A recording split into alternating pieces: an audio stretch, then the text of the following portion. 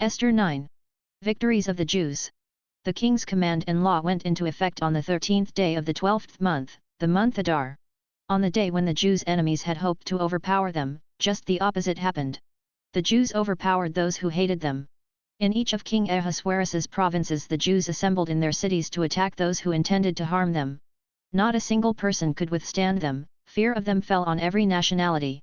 All the officials of the provinces, the satraps, the governors, and the royal civil administrators aided the Jews because they feared Mordecai.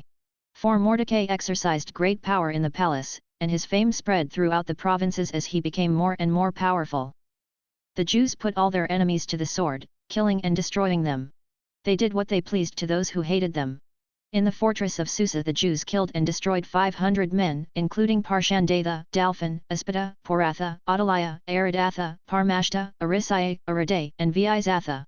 They killed these 10 sons of Haman son of Hamdatha, the enemy of the Jews.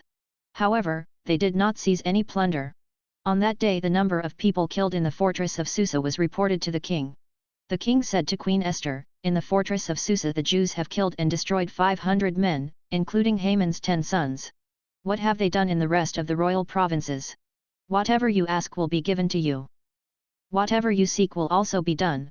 Esther answered, "If it pleases the king, may the Jews who are in Susa also have tomorrow to carry out today's law, and may the bodies of Haman's 10 sons be hung on the gallows." The king gave the orders for this to be done, so a law was announced in Susa, and they hung the bodies of Haman's 10 sons. The Jews in Susa assembled again on the 14th day of the month of Adar and killed 300 men in Susa, but they did not seize any plunder. The rest of the Jews in the royal provinces assembled, defended themselves, and gained relief from their enemies. They killed 75,000 of those who hated them, but they did not seize any plunder. They fought on the 13th day of the month of Adar and rested on the 14th, and it became a day of feasting and rejoicing. But the Jews in Susa had assembled on the 13th and the 14th days of the month. They rested on the 15th day of the month, and it became a day of feasting and rejoicing. This explains why the rural Jews who live in villages observe the 14th day of the month of Adar as a time of rejoicing and feasting. It is a holiday when they send gifts to one another. Mordecai recorded these events and sent letters to all the Jews in all of King Ahasuerus's provinces, both near and far. He ordered them to celebrate the 14th and 15th days of the month of Adar every year because during those days the Jews gained relief from their enemies.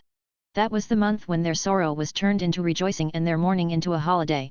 They were to be days of feasting, rejoicing, and of sending gifts to one another and to the poor. So the Jews agreed to continue the practice they had begun, as Mordecai had written them to do. For Haman son of Hamdatha the Agagite, the enemy of all the Jews, had plotted against the Jews to destroy them. He cast the pur, that is, the lot, to crush and destroy them. But when the matter was brought before the king, he commanded by letter that the evil plan Haman had devised against the Jews return on his own head and that he should be hanged with his sons on the gallows. For this reason these days are called Purim, from the word pur. Because of all the instructions in this letter as well as what they had witnessed and what had happened to them, the Jews bound themselves, their descendants, and all who joined with them to a commitment that they would not fail to celebrate these 2 days each and every year according to the written instructions and according to the time appointed. These days are remembered and celebrated by every generation, family, province, and city, so that these days of Purim will not lose their significance in Jewish life and their memory will not fade from their descendants. Queen Esther, daughter of Abihail, along with Mordecai the Jew, wrote this second letter with full authority to confirm the letter about Purim. He sent letters with assurances of peace and security to all the Jews who were in the 127 provinces of the kingdom of Ahasuerus, in order to confirm these days of Purim at their proper time, just as Mordecai the Jew and Esther the queen had established them and just as they had committed themselves and their descendants to the practices of fasting and lamentation. So Esther's command confirmed these customs of Purim, which were then written into the record.